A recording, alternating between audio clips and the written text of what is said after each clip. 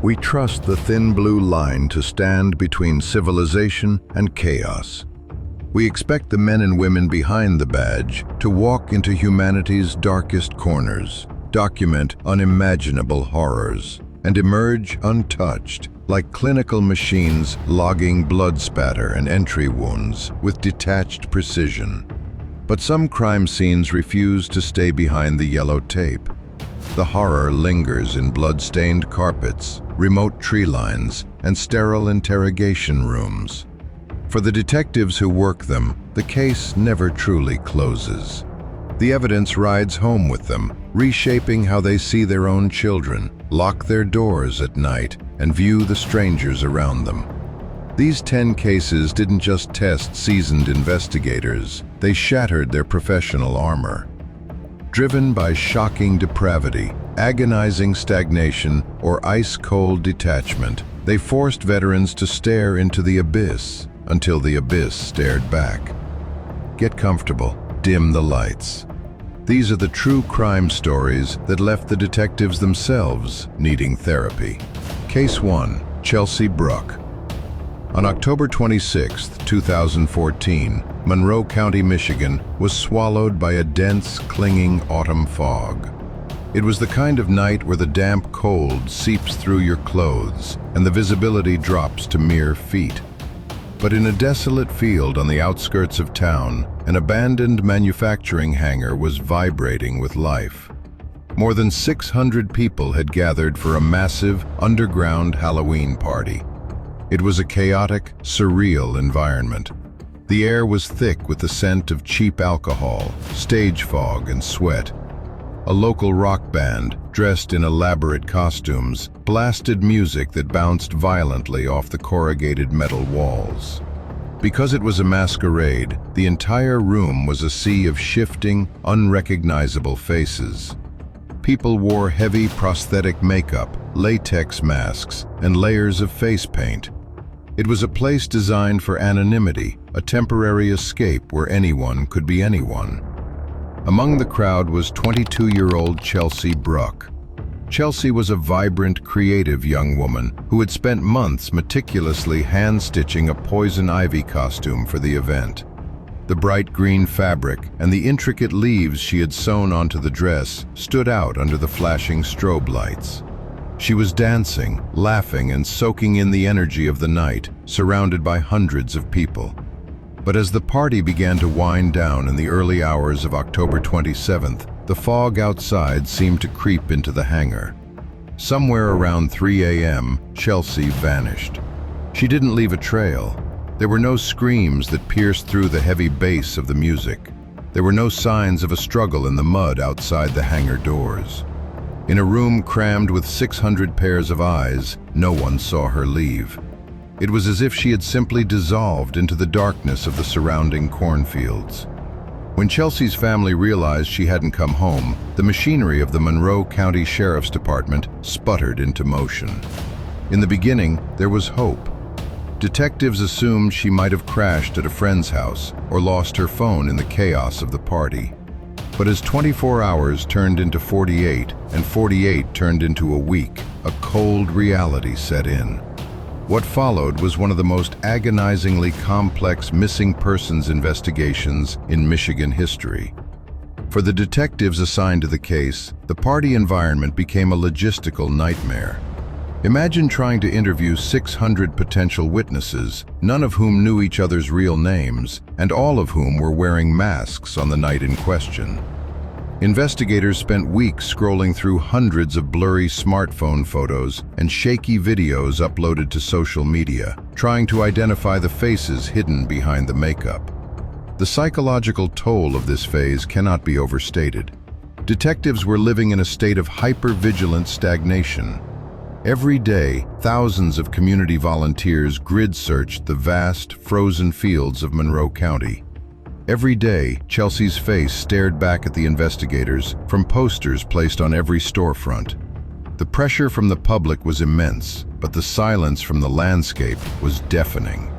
Detectives worked 16-hour shifts, filtering through thousands of tips from psychics, pranksters, and well-meaning citizens, knowing that with every day that passed, The winter snow was burying whatever secrets the earth held. 6 months, 180 days of dead ends. The case file grew into a mountain of paperwork, but the central question remained unanswered. How does a person vanish in front of 600 people? The answer arrived on April 24, 2015, with a phone call that shattered the last remnants of hope. A property owner in a rural, heavily wooded area of the county was checking on a piece of land where he planned to build. Deep in the undergrowth, away from any main roads, he found something that didn't belong. When the lead detectives arrived at the scene, the professional detachment they had maintained for half a year evaporated. This wasn't just a recovery site, it was a testament to human cruelty. Chelsea's remains were found in a state that made it clear her final moments were defined by terror and violence. Scattered nearby were pieces of her hand-stitched costume, the bright green fabric now stained by the elements and decayed by the months spent in the dirt. The forensic team worked in near-total silence. The psychological weight shifted from the frustration of a missing person case to the grim, heavy burden of a homicide investigation. The detectives who had looked at Chelsea's smiling photograph for 6 months were now standing over what was left of her, realizing that while they had been searching the cornfields in the winter cold, she had been lying here all along. The breakthrough came down to a piece of evidence that the killer had carelessly discarded. A segment of the costume that contained a trace of male DNA. When the profile was run through the national database, it flagged a match. Daniel Clay. Clay was a local man with a history of volatile behavior, but to those who knew him casually, he was just an ordinary guy, a face in the crowd. When detectives brought him into the interrogation room, the atmosphere was thick with tension. The men sitting across from Clay weren't just looking for a confession. They were looking for an explanation for the nightmare that had consumed their lives for the past half-year. Clay sat there, initially evasive, trying to minimize his actions. He claimed that the encounter was consensual, that they had left the party together, and that an accidental tragedy had occurred in his car. But the detectives knew the physical evidence told a radically different story. They watched as Clay's ordinary guy facade began to crack, his voice dropping as the reality of his situation closed in on him. For the investigators, hearing the casual, almost indifferent way Clay described the disposal of Chelsea's body was a distinct kind of psychological trauma. It was the realization that the monster they had been hunting wasn't a criminal mastermind. He was a pathetic, impulsive individual who had taken a life simply because the opportunity presented itself in the dark. Clay was eventually convicted of first-degree felony murder and sentenced to life in prison without the possibility of parole. The legal resolution was clean, but the emotional scars left on the Monroe County Sheriff's Department remained. The detectives who lived through those 6 months in the fog carried that case home with them. They had learned the hard way that a crowd of 600 people offers no safety, and that sometimes the mask people wear on Halloween is the only honest thing about them. Case 2. Mackenzie Cowell. To understand the darkness that settled over the city of Wenatchee, Washington in 2010, you have to understand the geography of the place. It is a city defined by contrast. On one side, endless rows of pristine apple orchards stretch along the banks of the blue Columbia River. On the other, the rugged, snow-capped peaks of the Cascade Mountains tower over the valley. It was a community that took pride in its isolation from the violent crime of major metropolitan areas. It was a place where parents didn't think twice when their teenagers walked down the street after dark. Mackenzie Cowell was the definition of vitality in this quiet valley. At 17 years old, her life was a blur of disciplined energy. She was a member of the high school dance team. She did occasional modeling work, and she was simultaneously enrolled in the local Academy of Hair Design. Her days were scheduled down to the minute, waking at dawn, attending high school classes, spending hours standing over styling chairs at the academy, and then rushing to dance rehearsals. On February 9, 2010, Mackenzie followed her routine precisely. She arrived at the beauty academy in the afternoon, dressed in her required burgundy uniform. At approximately 5:40 p.m., she walked up to the front reception desk. She smiled at the receptionist and asked a casual question. "I'm stepping out for 15 minutes. Do I need to sign out if I'm coming right back?" The receptionist shook her head. "No, Mackenzie, go ahead." Those were the last words Mackenzie Cowell would ever speak to anyone who cared about her. Surveillance cameras captured her walking out of the building into the cool evening air. Her movements were light, unhurried. She got into her car and drove away from the intersection, disappearing into the commuter traffic. She never returned to the academy. She never showed up for her dance practice. By 8 p.m., the alarm had been raised. Mackenzie wasn't a runaway. She didn't have the temperament to disappear without telling her mother. The Wenatchee Police Department immediately recognized that something was deeply wrong.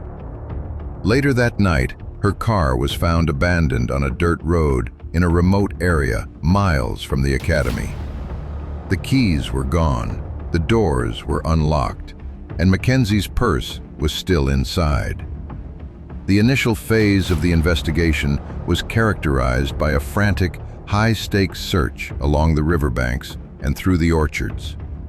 Detectives were operating on pure adrenaline, knowing that a 17-year-old girl dressed in a thin beauty school uniform would not survive long in the freezing winter temperatures of eastern Washington.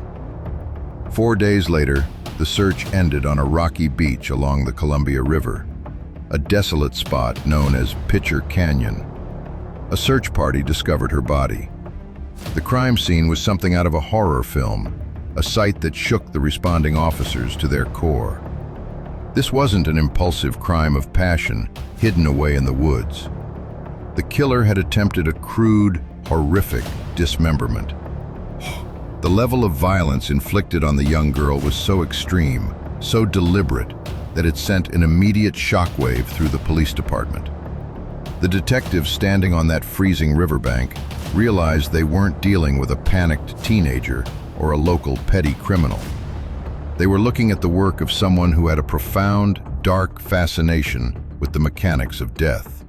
The psychological weight shifted instantly. The department was now hunting a killer who had brought an unprecedented level of depravity to their peaceful valley. The community was terrified, and that terror bled directly into the precinct. Parents kept their children indoors. The streets of Wenatchee emptied at sunset. Every detective on the case felt the crushing weight of a ticking clock, terrified that this predator would strike again. For months, the investigation hit wall after wall. Detectives interviewed hundreds of people, ex-boyfriends, classmates, clients at the beauty school, strangers who had been seen near the abandoned car. They checked alibis, tracked cell phone towers, and analyzed forensic data, but the killer seemed to have vanished into the mountains. The case was growing cold, and the daily exposure to the gruesome details of the autopsy photographs was taking a visible toll on the mental health of the primary investigators. They were living with the images of what had been done to Mackenzie, unable to provide her family with a name or a face. Then came the tip that changed everything. A local resident contacted the police regarding a young man named Christopher Wilson. Wilson was a student at the same beauty academy Mackenzie attended. He was an eccentric, quiet individual who kept to himself, but the tipster noted something specific. Wilson had a deeply unsettling obsession. He was infatuated with the television show Dexter, a series centered around a forensic technician who moonlights as a vigilante serial killer, dismembering his victims and disposing of them in water. When detectives began to look into Wilson, the pieces of the puzzle began to align in a way that made their blood run cold. They discovered that Wilson didn't just watch the show, he lived it. He had created short films and written dark stories that mirrored the exact methods of violence used on Mackenzie. He had a fascination with blood spatter, knives, and the concept of the perfect murder. The detectives called Christopher Wilson in for questioning. He arrived at the station, accompanied by his mother, behaving with a frightening, icy detachment. There was no panic in his voice, no sweat on his brow, no signs of nervousness. He sat across from the interrogators and looked them straight in the eye with a calm, flat expression. He confirmed that he knew Mackenzie from the academy, but his voice remained entirely monotone. "I saw her that day, but we didn't even say hello. I just went home," he said, his face a mask of absolute indifference. He denied any involvement with such absolute confidence that he readily agreed to provide a DNA sample. He genuinely believed that he was like his fictional idol, that he was too smart for the local police, that he had cleaned the crime scene perfectly, and that he had left no trace of his existence behind. But the real world does not operate on a Hollywood script. 10 days after the interview, the forensic lab returned the results.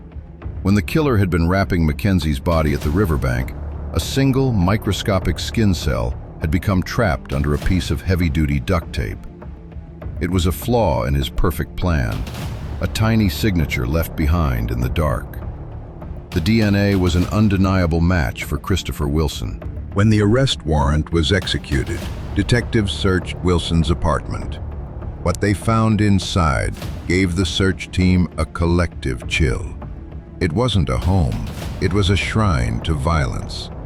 There were horror movie posters, books on serial killers, and a collection of knives. But the most damning evidence was found in the bathroom. Forensic investigators sprayed the room with luminol, a chemical that reveals latent blood traces. The room lit up with a brilliant, glowing blue. Despite Wilson's extensive efforts to scrub the apartment clean with bleach, the invisible ghost of Mackenzie's blood was everywhere. On the walls, in the sink, on the floorboards. The psychological impact on the prosecution and the investigative team deepened during the legal proceedings. Wilson's defense team, led by a high-profile attorney who had previously defended Ted Bundy, attempted to tear the police department's reputation to pieces. They claimed the evidence was contaminated, that the police were under too much pressure and had framed an eccentric boy to satisfy a terrified public. For the detectives, sitting in that courtroom meant watching their integrity questioned while sitting feet away from a young man who still wore that same empty, arrogant smirk. They had to sit through gruesome testimonies, looking at the photos of the apartment bathroom, knowing exactly what had occurred within those four walls while the rest of the city slept. In the end, the evidence was too overwhelming to ignore. Christopher Wilson was convicted of first-degree murder and sentenced to more than 14 years in prison. For the community of Wenatchee, the verdict brought a sense of relief. But for the detectives who had stood in that glowing blue bathroom, the victory felt heavy. They had seen how easily a modern media obsession could twist a quiet young man into a calculating monster. They had looked behind the ordinary face of a classmate and found a void, a realization that left a permanent shadow over the valley.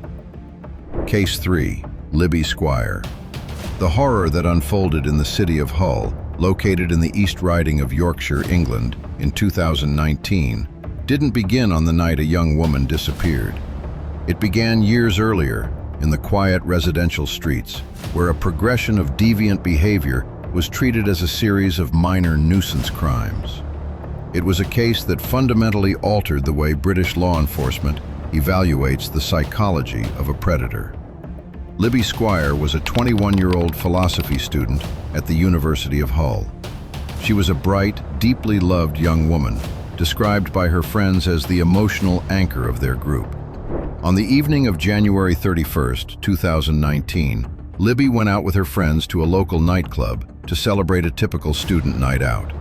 But as the night progressed, the freezing cold weather and the effects of alcohol caught up with her.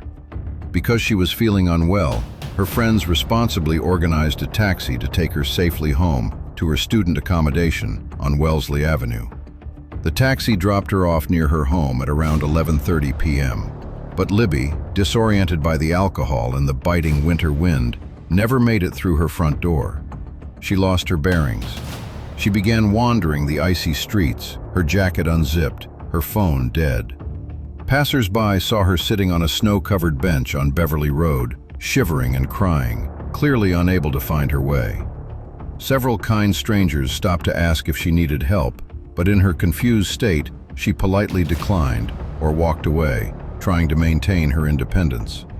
Somewhere in those dark hours, Libby crossed paths with a silver Vauxhall Astra. The car was being driven by Pavel Relevitz, a 24-year-old local butcher and father of two. To his neighbors and co-workers, Relevitz was an industrious, quiet immigrant who worked long hours to support his young family. But Relevitz was a man living a double life, a textbook escalation of a sexual predator. When Libby vanished that night, the Humberside police launched the largest missing persons hunt in the force's history. Hundreds of officers, search dogs, and underwater dive teams descended on the city. Detectives began the monumental task of reviewing thousands of hours of CCTV footage from Hull's extensive public camera network. As the digital analysts tracked Libby's final movements on screen, they noticed the silver Astra. The car wasn't just passing through, it was circling the area. It would slow down near lone women, park in the shadows, and then move again. It was the behavior of a shark cruising a reef. The footage showed the car stopping near the bench where Libby was sitting. It showed a man getting out, approaching the vulnerable student, and gently guiding her into the passenger seat. The car then sped away toward a dark, isolated recreation ground known as Oak Road Playing Fields. Detectives tracked Relowitz down within days and arrested him on suspicion of abduction. When they brought him in for questioning, he was polite, cooperative, and entirely calm. He admitted to giving Libby a lift, but he claimed he was simply being a good Samaritan. He insisted that he saw she was cold, drove her a short distance, and that she got out of his car alive and well. Without a body, detectives were locked in a psychological chess match. Relowitz's demeanor was profoundly unsettling to the interviewers.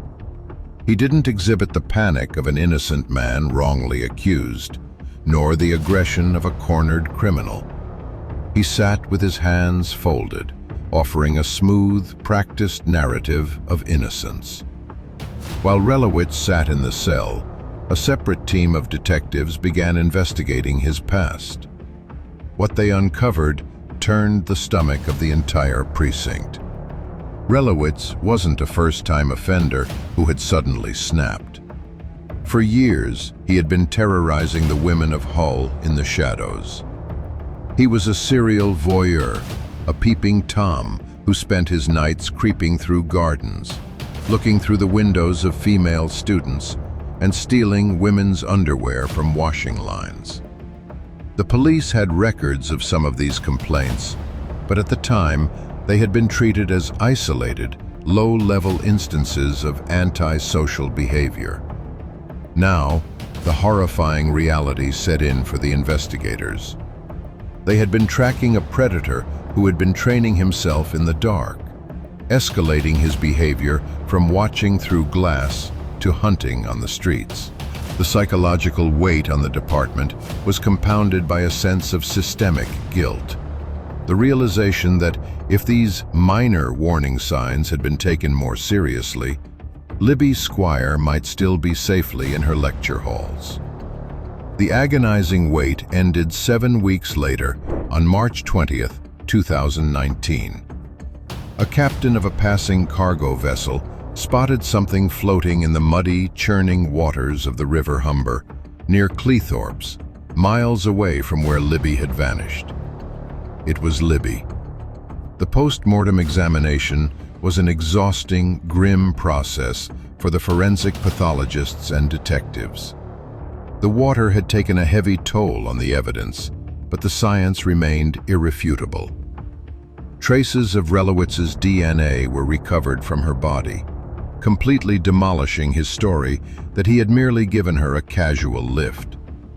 The trial, which took place at Sheffield Crown Court in early 2021, was a masterclass in psychological warfare. Because the DNA evidence was undeniable, Relowitz's defense team could no longer deny sexual contact. Instead, they pivoted to a strategy that disgusted everyone in the courtroom. They claimed that the sexual encounter between the worker and the freezing, heavily intoxicated, disoriented student who could barely stand was entirely consensual. They attempted to dissect Libby's private life, her mental health history, and her student lifestyle, trying to paint her as a reckless young woman who had invited the encounter. It was a classic, brutal case of victim blaming. Libby's mother sat in the gallery every day, forced to listen to her daughter's dignity stripped away by defense attorneys. The prosecution team, carrying the emotional weight of a traumatized city, refused to let the narrative stand. They focused entirely on the logistics of the night. They asked the jury a series of simple, devastating questions. If the encounter was consensual, why did Libby end up dead in a freezing river? If Relowitz was a good Samaritan, why did he leave a vulnerable, semi-conscious girl alone in a pitch-black, freezing park without her shoes or her phone? The jury deliberated for 5 days. The tension in the courtroom was thick enough to suffocate. When the foreman stood up and read the verdicts, guilty of rape, guilty of murder, Libby's mother buried her face in her hands and wept.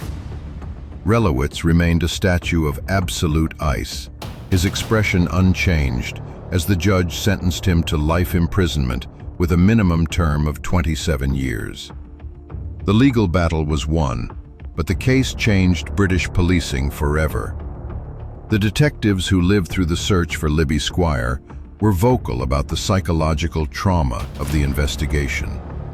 It forced a nationwide overhaul of how law enforcement treats voyeurism and stalking. Today, because of the lessons learned from the failure to stop Pavel Relowitz early, British police forces are trained to view voyeurism not as a minor nuisance, but as a critical red flag, the behavioral fingerprint of an escalating rapist and killer. Case 4. The Hidden Depravity. The fourth case shifts our gaze to an upscale residential enclave known as Forest Hills. It was the kind of neighborhood where the architecture was grand, the lawns were immaculate, and security gates gave residents the illusion of total separation from the ugliness of the outside world. But in the spring of 2012, a high-end property situated on a prominent ridge became the center of an investigation that destroyed the professional stability of a county forensic task force. The emergency call came from a family member who had arrived to check on a resident after days of unanswered messages. When the first responding patrol officers crossed the threshold of the home on the ridge, there were no initial indicators of an intrusion. The locks were intact, the lights were functioning, and classical music was playing quietly through an automated home audio system. But as officers moved deeper into the lower levels of the house, the ambient environment changed. Hidden behind a concealed structural partition in the basement was a highly sophisticated, soundproofed room that had been deliberately designed for confinement and violence. Inside, investigators discovered a scene that defied the clinical parameters of their training. It was a space engineered by a calculated mind, containing physical journals, specialized recording equipment, and evidence of long-term captivity involving an unidentified young victim who had vanished from a neighboring town months earlier. The psychological toll on the processing team was immediate and severe. Unlike an impulsive street crime, this location was a monument to premeditation.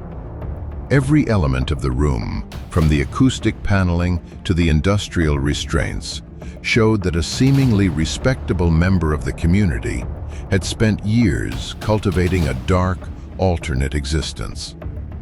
Detectives spent weeks working within that enclosed, windowless space, cataloging hundreds of hours of video evidence and detailed written logs that documented a terrifying level of psychological manipulation and cruelty.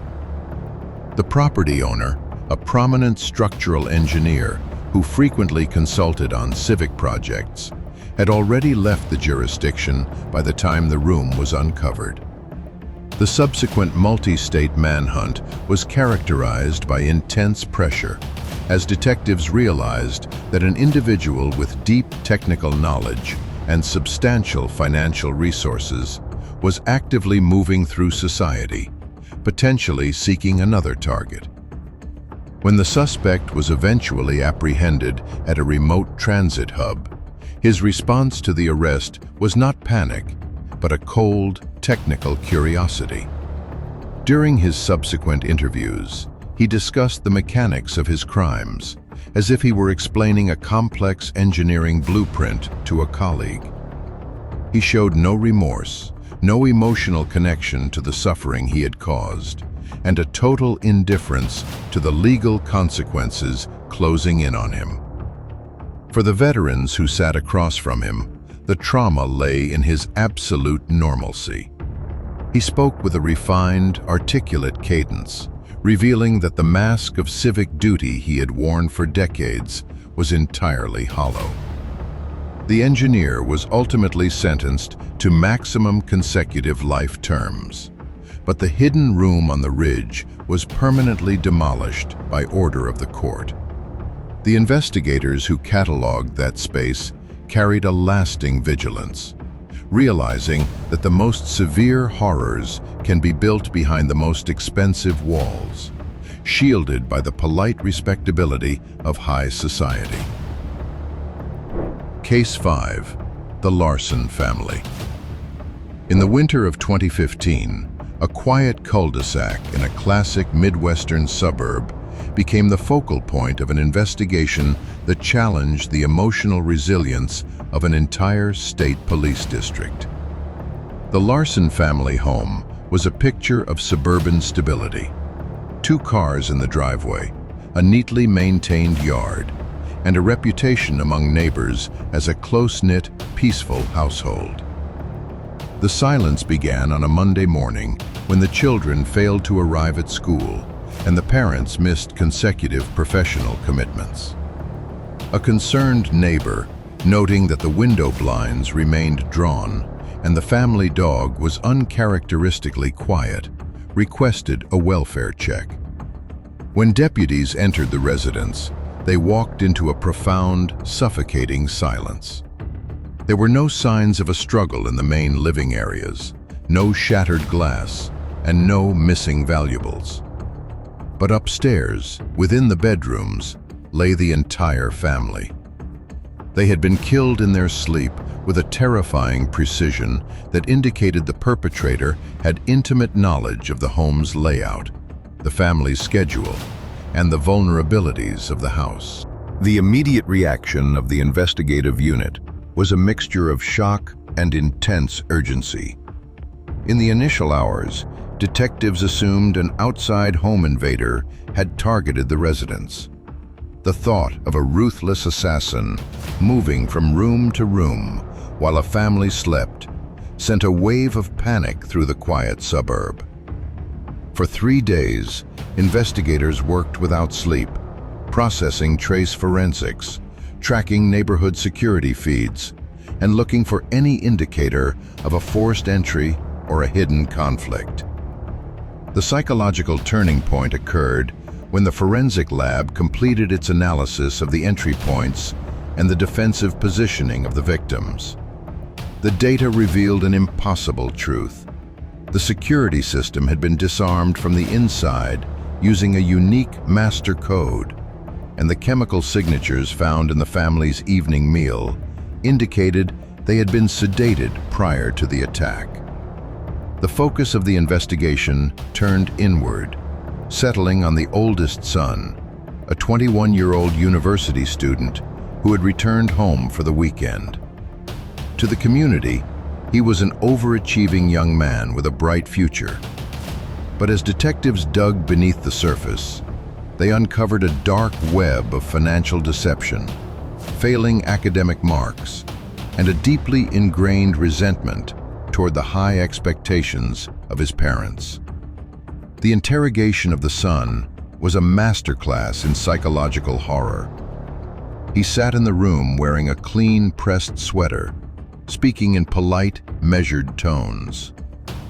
For hours, he maintained an air of grief-stricken confusion. But as detectives methodically presented the internal security logs and the chemical analysis, his demeanor shifted. The tears vanished, replaced by a flat, chillingly analytical voice. He began to describe the execution of his own family, not with passion or anger, but as a pragmatic solution to a complex personal problem. He viewed his parents and siblings as obstacles to his financial independence, and he had cleared them away with the cold detachment of a corporate restructuring. The detectives who sat through that confession were profoundly shaken. They were fathers and mothers who lived in similar suburban homes, who nurtured their own children, and who believed that the home was an absolute sanctuary. To hear a young man casually detail how he stood over his sleeping younger siblings, measuring his actions by the second, broke something fundamental within the minds of the veteran investigators. The son was convicted on multiple counts of first-degree murder and removed from society forever. But the quiet cul-de-sac never recovered its sense of peace. The home remained empty, a silent monument to the reality that sometimes the greatest danger doesn't break into our homes from the outside. It grows up under our own roofs. Case 6. The Baseline Predator. The sixth case involves an investigation that played out not across a vast landscape, but within the claustrophobic confines of a single room.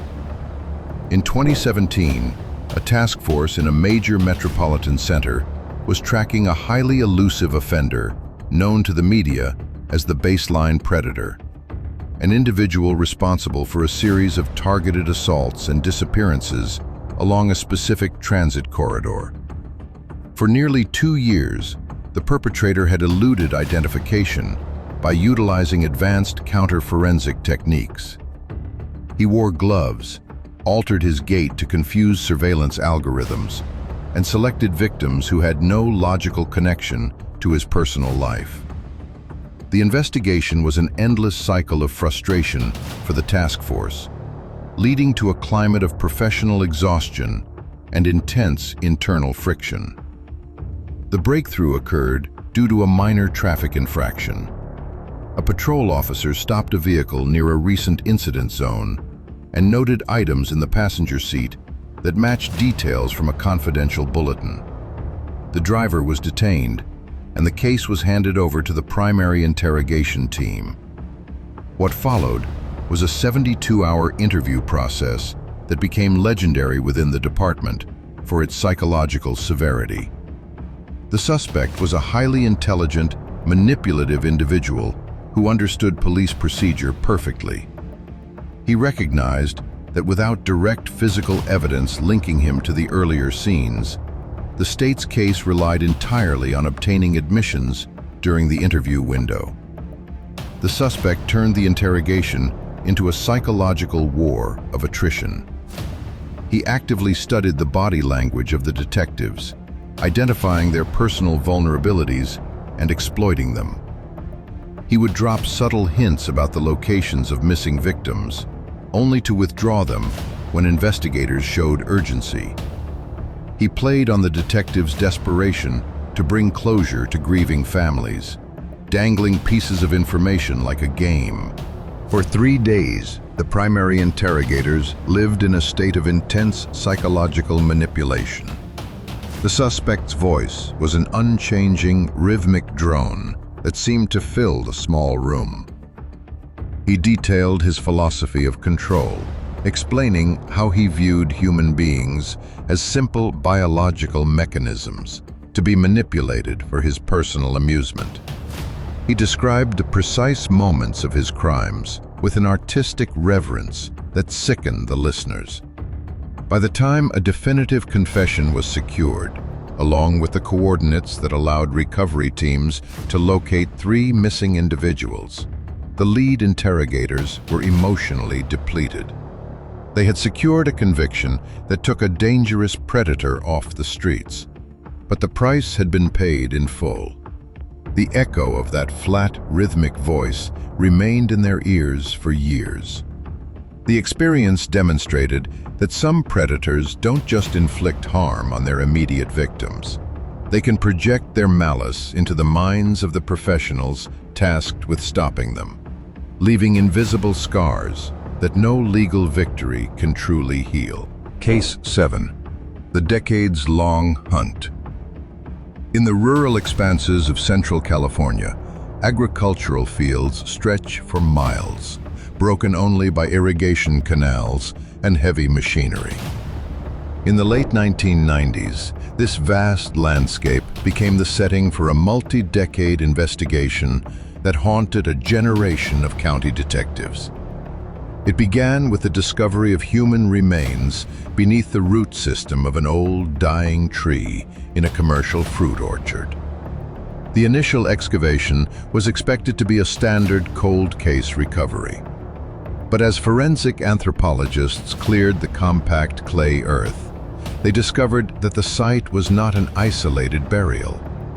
It was a structured, multi-layered deposit containing evidence that spanned nearly 20 years. The killer had used the rotating cycles of the commercial agricultural operation to hide his activities, burying victims during the deep plowing seasons when the earth was heavily disrupted by industrial tractors. The psychological weight of the Orchard Graves case lay in its sheer historical scale. For the small sheriff's department, the realization that an active serial predator had been operating within their jurisdiction for 2 decades without detection was a profound professional blow. Generations of detectives had come and gone, retirement parties had been held, and new rookies had been sworn in, all while this individual was quietly driving his truck through the dusty access roads, selecting vulnerable migrant workers and returning them to the earth. The task force assigned to the case lived in a state of historical excavation. They spent years reviewing missing persons reports that had long been filed away in damp storage rooms. They interviewed elderly witnesses whose memories had faded, trying to reconstruct timelines from the 1970s and 1980s. The walls of the incident room were covered with black and white Polaroids of missing women, creating a visual timeline of a phantom who left no fingerprints and no digital tracks. The pressure on the lead investigator, a veteran detective who delayed his own retirement to stay on the case, became an obsession. He spent his nights studying the irrigation schedules of the agricultural corporations, convinced that the key to the killer's identity lay in the specific permissions required to access the fields during the off hours. The resolution came through the slow, methodical advancement of familial DNA tracking. When a genetic profile from a discarded item at the scene was linked to a local family tree, the circle closed around an elderly, retired tractor operator who had lived an unremarkable life in a small trailer park near the fields. When detectives executed the arrest warrant, they found a man who was physically frail but mentally sharp. He didn't deny his actions. Instead, he treated the detectives like old friends who had finally caught up with him at the end of a long journey. He walked them through the orchard maps with an old man's nostalgia, pointing out specific trees that no longer existed, mapping the topography of his crimes from memory. For the lead detective, Seeing the monster turn out to be an ordinary grandfatherly figure who felt no remorse, only a mild pride in how long he had stayed ahead of the law, was a breaking point. The investigator retired the day after the confession was signed, leaving behind a case file that had been cleared legally, but a landscape that would forever look like a vast, quiet cemetery to those who knew what lay beneath the trees. Case 8, The Threshold. The 8th case marks the transition of predatory behavior into the modern digital landscape. An investigation from 2021 that showed law enforcement how easily an online obsession can manifest as physical violence. It centered on a young woman who lived in a secure high-rise apartment complex in a metropolitan city, believing that electronic access codes and surveillance cameras provided complete safety.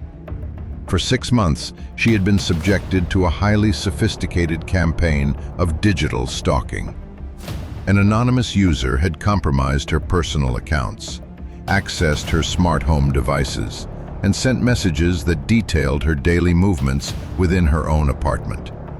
She had contacted the police multiple times, but the ephemeral nature of digital routing protocols made it incredibly difficult for local digital forensics units to identify the source. The situation escalated from a digital nuisance to a capital homicide investigation when her roommate returned home to find the apartment deadbolts locked from the inside and the interior lights disabled. When officers breached the entrance, they found a scene that looked like a targeted tactical extraction. The victim was gone, and her personal electronics had been arranged in a precise geometric pattern on the living room floor, with a single digital counter displaying a countdown timer. The psychological impact on the specialized cybercrime and homicide units was intense. They weren't dealing with a physical intruder who left footprints or DNA. They were dealing with an invisible entity that seemed to control the very environment of the victims. The realization that the killer had used the victim's own security cameras to watch her panic, using her connected speakers to project into her bedroom before he ever stepped through the door, created an atmosphere of profound unease within the investigation. Detectives spent consecutive days without sleep, tracing IP addresses through layers of encrypted networks. The psychological strain was heightened by the countdown timer left at the scene, which they realized was linked to a private streaming platform where the suspect intended to broadcast his final actions. The digital trail eventually led to a modest suburban residence located 3 hours away. When the tactical team breached the location, they found a room that functioned as a highly advanced surveillance center. Multiple monitors displayed real-time feeds from hacked residential security systems across the country. The suspect was a 24-year-old technician who had used his employment credentials to gain backdoor access to commercial security platforms. The suspect's psychological profile was terrifyingly detached. He did not view his actions as real-world crimes. He spoke of the victim as if she were a character in an interactive simulation he had been programming. He had no concept of empathy, explaining that he had crossed the physical threshold of her apartment simply to see if his digital calculations were accurate in the real world. The detectives who processed that tech-driven space faced a new kind of professional anxiety. They realized that the traditional structures of safety, locks, gates, and cameras, had been turned into weapons against the innocent. The conviction was absolute, but the investigators left the case with a deep skepticism of the digital world, realizing that the modern predator doesn't need to hide in the bushes outside a home when they can sit miles away and control the interior from the dark. Case 9, The Ghost of the Highway. In the vast, low-population expanses of America's desert Southwest, long stretches of interstate highway connect isolated towns. In 2013, a single brief emergency call received in the middle of the night launched an investigation that became a permanent ghost in the career of a small county sheriff. The call lasted exactly 14 seconds. A woman's voice, against a background of rushing wind and mechanical vibration, provided a mile marker and a single word: help. The line went dead before dispatchers could extract a name, a vehicle description, or the nature of the emergency. The local sheriff, operating with only 3 deputies on duty across a county larger than some states, responded to the coordinates personally. When he arrived at the isolated mile marker, he found nothing but empty asphalt stretching toward the horizon under a moonless sky. No abandoned vehicles, no debris, no signs of a confrontation. For the next 3 years, that 14-second audio file became the sheriff's obsession. He played it thousands of times, running the sound through audio restoration software to isolate the background noise. He became convinced he could hear the distinct rhythmic shifting of a commercial semi-truck engine and the faint sound of a specific local radio broadcast bouncing off the interior glass. The psychological toll was defined by the complete lack of a starting point. There was no missing person report filed in his county that matched the voice. The victim was a transient presence, someone passing through on the interstate who had been pulled into a mobile prison while the rest of the world slept. The sheriff lived with the daily guilt of knowing that he had been driving down that exact highway, perhaps passing the very vehicle containing the caller, but had been minutes too late to intercept the dark. The case remained entirely stagnant until a multi-state investigation into a long-haul commercial driver provided a sudden, violent resolution. The driver was stopped in a neighboring state with a concealed compartment built into the sleeper berth of his truck, a space lined with insulation and fitted with monitoring equipment. When the sheriff traveled to interview the suspect, he brought the 14-second recording. He played it across the table. The driver listened, and a slow, mocking smile spread across his face. He didn't confess to a specific identity, but he confirmed the sheriff's technical deductions about the engine noise and the radio station. He looked at the lawman and, "You passed me twice that night, Sheriff. I saw your lights." That statement was a direct psychological strike. The realization that the physical barrier between a rescue and a horrific outcome had been a thin layer of sheet metal on a passing truck tore through the sheriff's professional confidence. Although the driver was linked to multiple disappearances along the interstate network and removed from society, the sheriff resigned his post within 6 months. The 14-second call remained on his personal phone, a permanent reminder of the immense scale of the dark and how easily a cry for help can be swallowed by the vast silence of a desert highway. Case 10, The Searcher. The final case brings us to an investigation where the boundary between the investigators and the predator was completely erased, creating a scenario that forced an entire regional department to undergo psychological evaluation.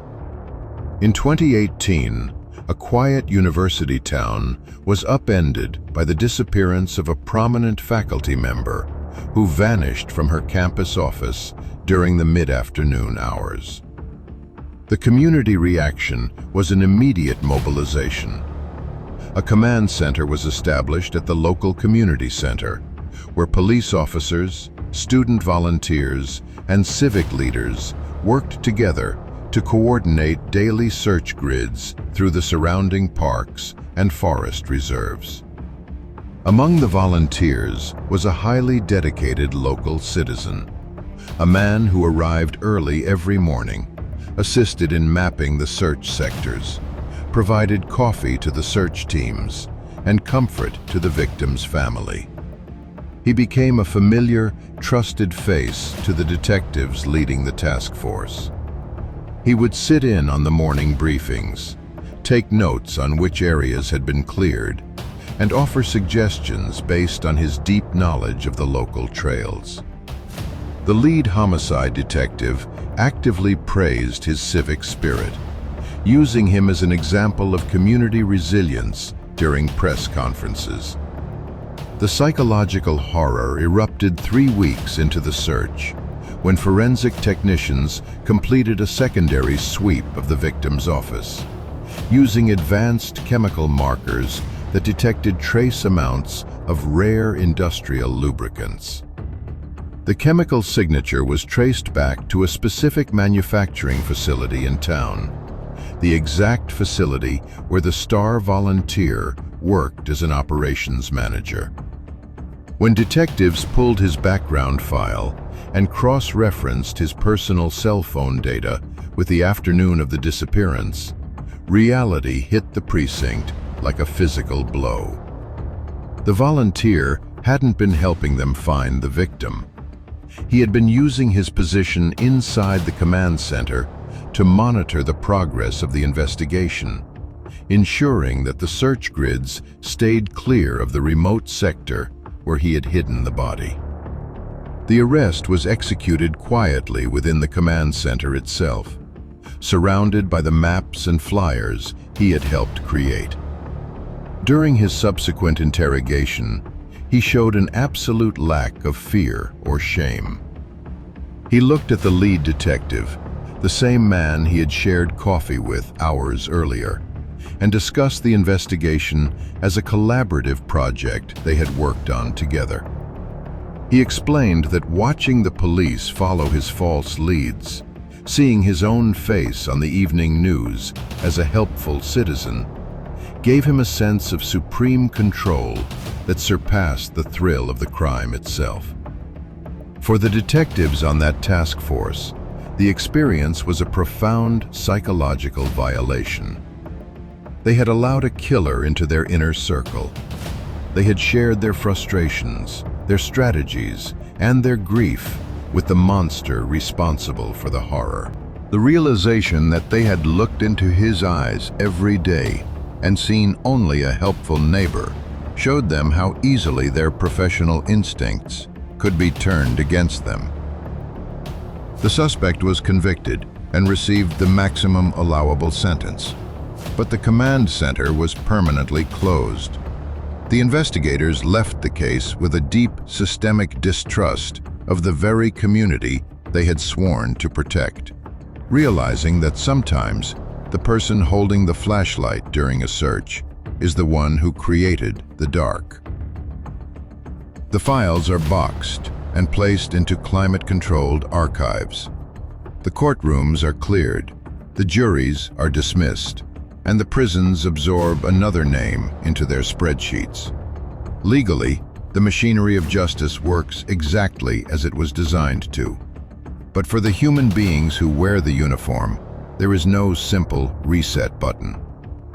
The 10 investigations we explored tonight show that the true cost of law enforcement is not always measured in physical danger. It is measured in the slow, systematic erosion of cognitive security. It is the weight of knowing that behind the most ordinary faces, the polite classmate, the helpful volunteer, the quiet family man, or the successful professional, there can exist a profound, absolute void. When the shift ends and the uniform is taken off, these stories don't stay at the precinct. They walk out into the driveway. They sit down at the dinner table. They stay awake in the quiet hours of the night. The psychologists who work with these officers don't try to make them forget, because you cannot unsee the glowing blue of a bleached bathroom or the bright green of a ruined costume in the dirt. Instead, they try to teach them how to carry the weight. The next time you see a patrol car passing through your neighborhood, or look at a detective giving a clinical, factual statement at a press podium, look past the badge. Understand that behind the professional armor is an individual who has agreed to look into the dark on your behalf. carrying the footprints of the abyss so that you can sleep soundly in the light. Thank you for spending this evening of true crime with us. Good night.